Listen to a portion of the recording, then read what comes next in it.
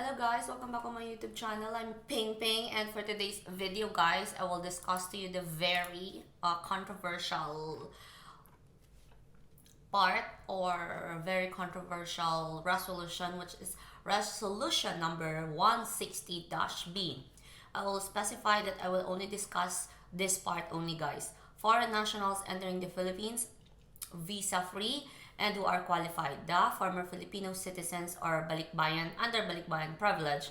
And I will discuss if you guys are mandatory to get the insurance and also to get the round trip ticket. Okay, so I'll be sharing my screen to you guys so that of course to make sure that I'm using a legit information, I'm giving you legit information and correct information. So all right, let's discuss this resolution number 60. To be specific, this one. So the resolution number 60-B, who are qualified to enter the Philippines as on February 10, 2022 at 1 a.m. So it will start at 1 a.m. of February 10. Alright, so here, foreign nationals entering the Philippines, visa free, yes, you can enter. And foreign nationals traveling to the Philippines for business and tourism purposes may enter the Philippines without visa. Provided, so these are the qualifications. You are former Filipino citizens with Balikbayan privilege under Republic Act number 9174. So guys, Republic Act, Balikbayan privilege is a Republic Act, okay, including their spouses and or children who are not Balikbayans in their own right and are traveling with them to Philippines, provided they are not restricted nationals, okay. Now, number 2 is, are citizen or national of the following countries entitled to stay not exceeding 30 days as amended. So, Executive Order number 408, series of 1960. So, these are the countries that can travel to the Philippines visa free for 30 days. For 30 days only, guys. So, they specify this one for 30 days. Okay? For former Filipino citizens with Balikbayan privilege under Republic Act number 917. Do you know how many days you can stay here in the Philippines? Let's check. So we are in the website of the Bureau of Immigration. Who are eligible under the Balikbayan program? See, you are outside of the country or the Philippines for more than 1 year straight, continuously out of the Philippines for a period of at least 1 year. So straight 1 year, you're not in the Philippines. Number 2, a Filipino overseas worker, of course, OFW or something. A former Filipino citizen and his family had been naturalized in a foreign country and comes or returns to the Philippines. Yes, like dual citizens, you can.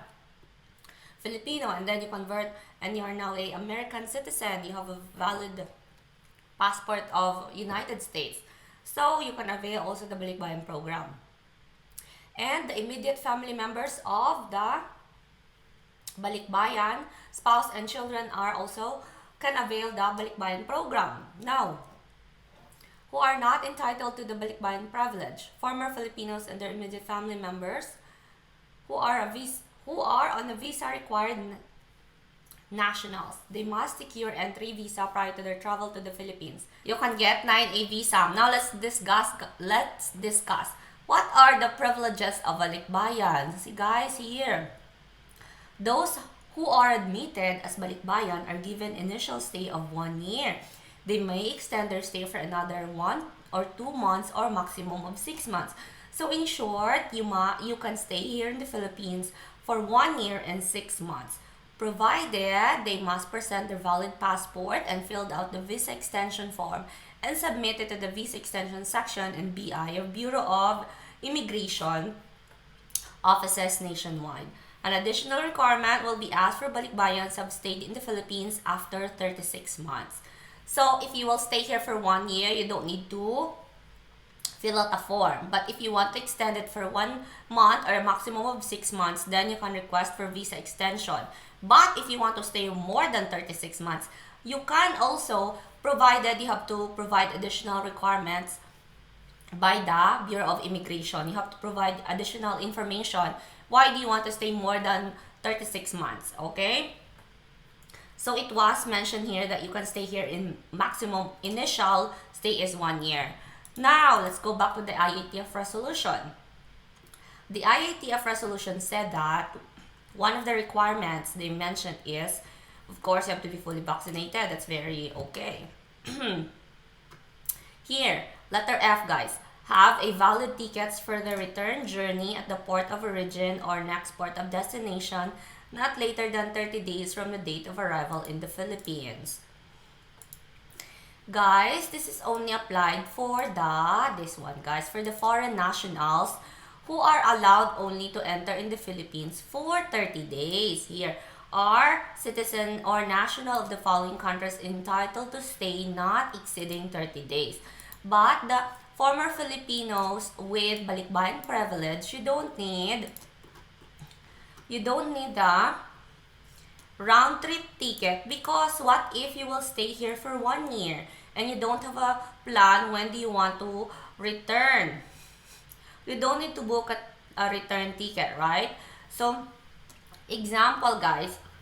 For example, you will visit the Philippines sa February 10 or February 11, and then you are planning to go home or to go back in the United States maybe after 3 months. So, you don't need to show the return ticket yet because you will extend your stay. You will stay here more than 30 days in the Philippines. The valid tickets for the return journey, round-trip tickets, it's only valid for nationals or foreign nationals who are allowed to enter the Philippines maximum of 30 days. If you are a Balikbayan privilege, you can stay here for initial of 1 year. So why they are going to ask for your return ticket? Because you will stay here for a year. You don't need the plane ticket right away if you will stay here for a year, right? You don't need the return ticket yet. But, example, you're only planning to stay here for like 3 weeks as a tourist, and you have the Balikbayan privilege, but you only want to stay here for you want only to stay in the Philippines for 3 weeks or maximum of 1 month.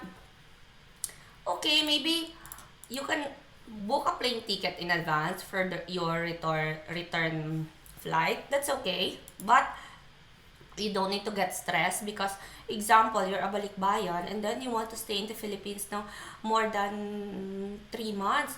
Tapos, you really need to book a plane ticket right away for your return flight. No need, guys, because and again, you are under the Balikbayan program, which is you're allowed to stay initial stay of 1 year. So, you can actually tell the Bureau of Immigration or a personnel in the airport that I am under a Balikbayan program and I will stay here for 5 months in the Philippines.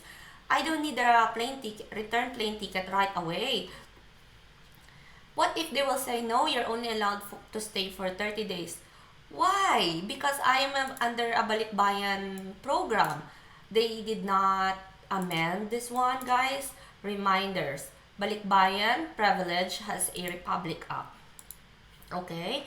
If they want to make changes, they have to issue a memorandum or another announcement or formal announcement that they will revoke for the Balikbayan program, and all the Balikbayan eligible people or all Filipinos who wants to avail the Balikbayan program are only allowed to stay for 30 days.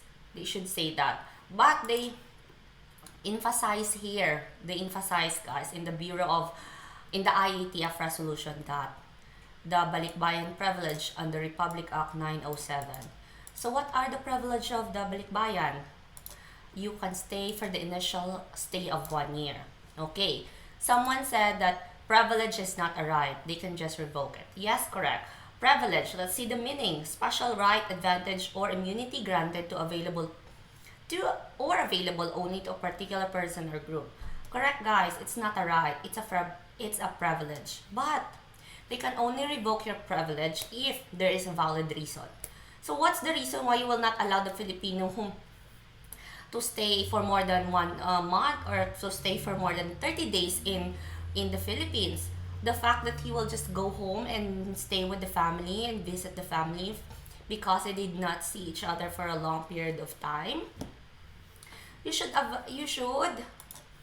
give them the initial privilege to stay for a year. So guys, I really want to emphasize that the return ticket for Balikbayan is not mandatory. The return ticket is only mandatory for citizens or national of the following countries who are entitled to stay not exceeding 30 days. That's my idea, and I think you can actually rebut, or you can actually fight out that one, guys, if ever you are in the airport. What are you going to do if you're in the airport, guys? Read this Balikbayan privilege to the Bureau of Immigration or to the personnel in charge, and let them inform them if they're not available, if they're not